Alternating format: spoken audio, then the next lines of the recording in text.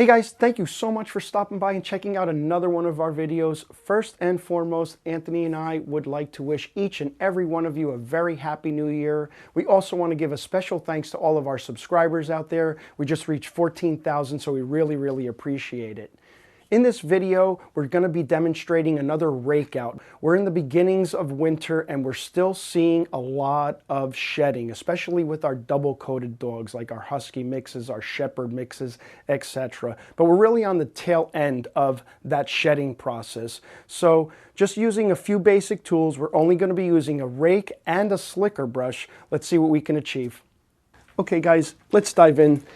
On the table with us, we got Shelby once again. We've been doing Shelby forever. She's getting older here, guys, so she does shake a little bit on the table, only because, you know, as dogs get older, especially, you know, these larger breeds, they tend to, you know, develop some hip problems and aches and pains. And so Shelby just kind of does shake when she's on the table. We're in the beginnings of winter, so you're still going to see a lot of shedding with this type of dog. Shelby is a Sheltie Shepherd mix, but let's dive right into it. And we're just gonna, as we've done in the past, we're gonna just be using our rake, and you can just see in just a few little strokes how much hair you're getting right there, all that undercoat. And I think I can feel that this is like the last of it.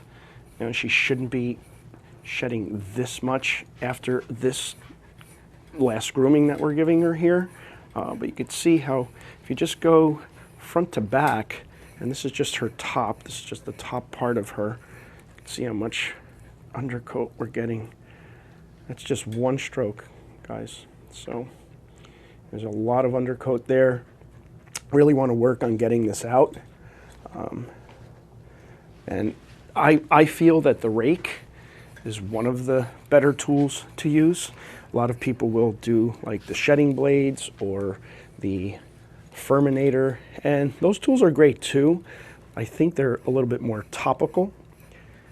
The rake is going to get down into that undercoat, especially in this hip area.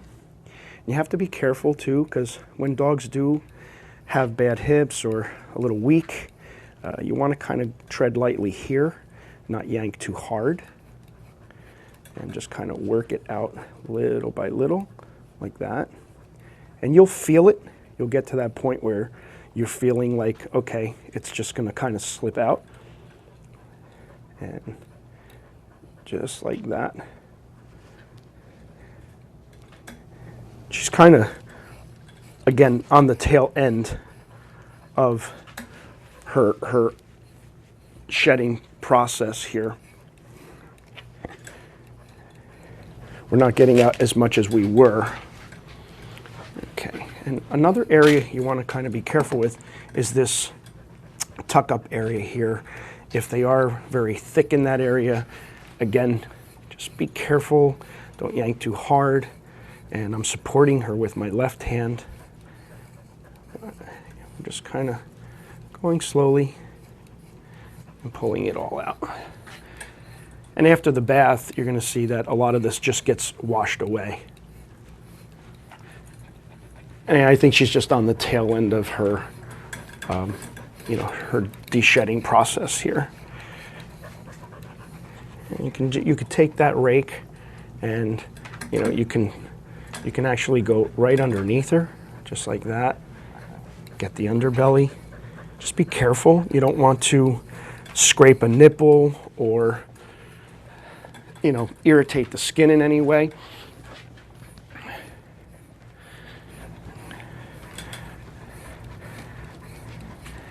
And you're going to get a lot right here in the rear.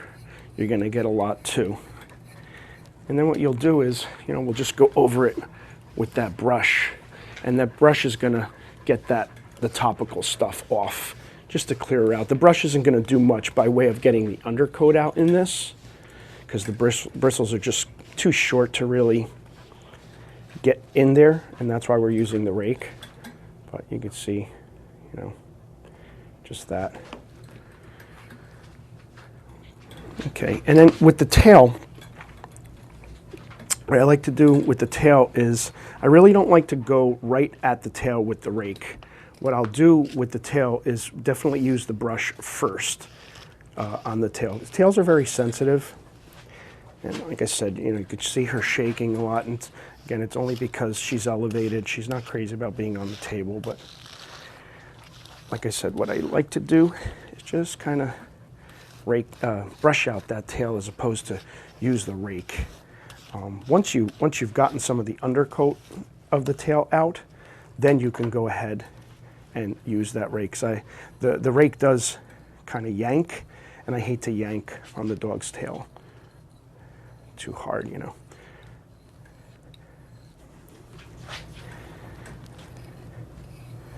And that's with any part of the body too.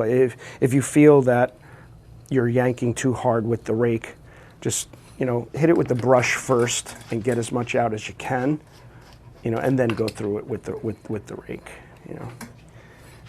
Now I'm just using my left hand, and we're just going to do the left side of her, and just same thing, guys. We're just getting that rake under there, pulling out what we can, and you can see how much just comes out in just a few strokes. Just a few strokes.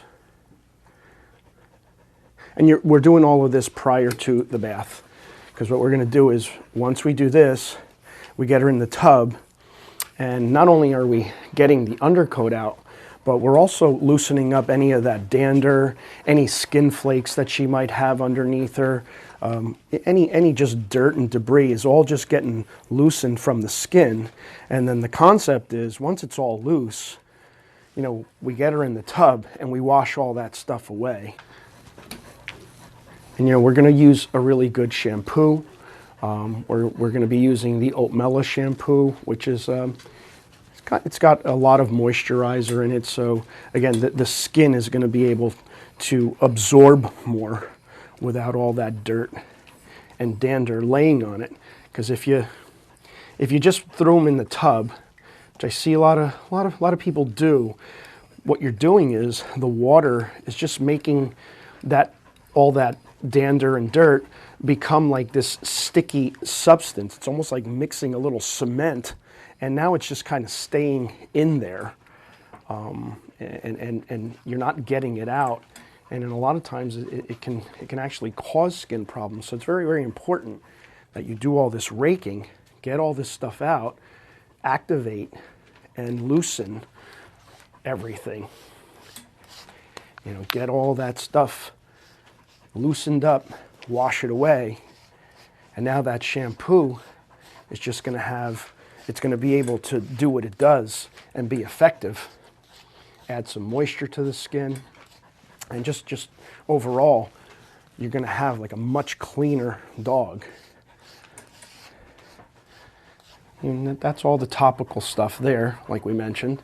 Now we did her body, and we're just going to do like her neck area a little bit. It's okay, Shelby. It's okay, baby girl. Oh, mama. Good girl. You get behind the ears. A lot of times these types of dogs, they'll get little mats behind the ears. Shelby doesn't have any, but I'm kind of just pulling that ear forward, getting the rake behind the ear. Throw the noose back on there. Just lifting the head. Get the chest there. It's okay, Shelby. It's okay. Come here, mama. Go, good girl. And you kind of really want to make sure that you get from underneath the muzzle right down into the chest area. Just like that. Okay, Shelby. Good girl. And there you go. Getting all that. And this is just the prep, guys. We're going to go over this after the bath, and we'll show you what she looks like. All right, Shelbs. That's all, Mama. You ready for your tub? Go in the tub. Get your bath. You go, girl. Who's your good girl? Okay, guys, so there you have it. Give it up for Shelby here, being such a trooper for us. Guys, in this video, we just really wanted to feature just that raking process and getting that undercoat out. And after the prep, like we said we were going to do, we got her in the tub. Anthony went ahead and gave her a really good bath. And you could see all the stuff that came off in the tub. And what we also did was we went and gave her a good force air dry, and that contributed to blowing out some of that undercoat. And then we went ahead and gave her a good blow dry and separated all that fur, got even more of that undercoat. And as you can see, there's just not a whole lot of undercoat left. There's nothing coming off on the comb. So yeah, we just wanted to feature that. And just with these double coated guys, I think you're better off with the rake or a big poodle comb, as opposed to the more topical tools such as the shedding blade or the Furminator. Those tools are great, but those are more designed for topical use, and they work really, really well with the flat-coated shedding dogs. But with these undercoated guys, whether it's a Sheltie or a German Shepherd or Husky, you really do have to get that undercoat out. So we find that by using the rake and the slicker brush, we can get a little bit more of that undercoat out. So with that being said, guys, thank you so much once again. Like if you enjoyed the content of this video, guys. Subscribe if you're new to our channel. We really, really appreciate it. On behalf of Anthony, myself, and Shelby here, thanks again for checking out another Grooming by Rudy video.